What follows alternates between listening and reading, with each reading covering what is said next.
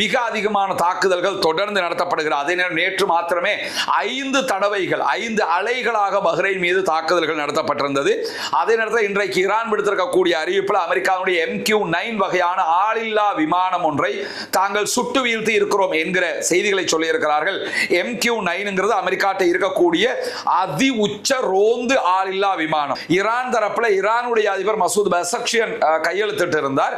அது தொடர்பாகத்தான் தற்போது முஜ்தபா காமனி சொல்லும் போது இந்த கையெழுத்து இனிமேல் செல்லாது என்று சொல்லுகிறார். இதை சொல்லுகிற நேரத்தில் அமெரிக்க அதிபர் டொனால்ட் ட்ரம்பை பெரும் ஷைத்தான் அப்படின்னு சொல்லி சுட்டிக்காட்டுகிறார் முஜ்தபா காமனி.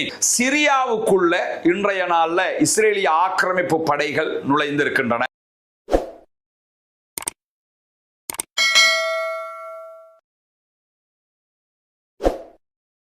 அன்புக்கினிய சகோதர சகோதரிகளே, நம் அனைவர் மீதும் ஏக இறைவனுடைய அமைதியும் கருணையும் உண்டாகட்டுமாக என்கிற உயரிய பிரார்த்தனைகளோடு மத்திய கிழக்கிலே ஈரானுக்கும் அமெரிக்காவுக்கும் இடையிலான யுத்தம் உச்சகட்டமாக தொடர்ந்தும் நடைபெற்று வருவது நமக்கெல்லாம் தெரியும். ஈரானுடைய நாட்டுக்கு உள்ளே இருக்கக்கூடிய பொதுமக்கள் பயன்படுத்துகிற பகுதிகள் மீது அமெரிக்கா தாக்குதல்களை நடத்த ஆரம்பித்திருக்கிறது. குறிப்பாக பாலங்கள், ரயில் நிலையங்கள், இது போன்ற இடங்கள் மேல தாக்குதல்களை நடத்த ஆரம்பித்திருக்கிறார்கள். அதே நேரத்தில் ஈரானும் பதிலடியாக தொடர்ந்து குவைத், பஹ்ரைன், ஜோர்தான் ஆகிய நாடுகள் மீது மிக கடுமையான பதிலடிகளை கொடுத்து கொண்டிருக்கின்றன. இந்த தாக்குதல்களில் இந்த வாட்டி நம்ம பார்த்தோம்னா சவுதி அரேபியா மீதோ அல்லது UAE மீதோ தாக்குதல்களை இதுவரைக்கும் ஈரான் ஆரம்பிக்கவில்லை.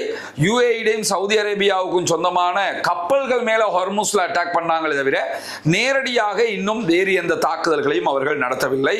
இப்படி இருக்கக்கூடிய சூழல்ல தான் இந்த யுத்தம் உச்சம் பிடித்துக் கொண்டிருக்கக்கூடிய நிலையில இன்றைய நாள் ஈரானுடைய ஆன்மீக தலைவர் ஆயத்துல்லா முஜ்தபா அலி காமனி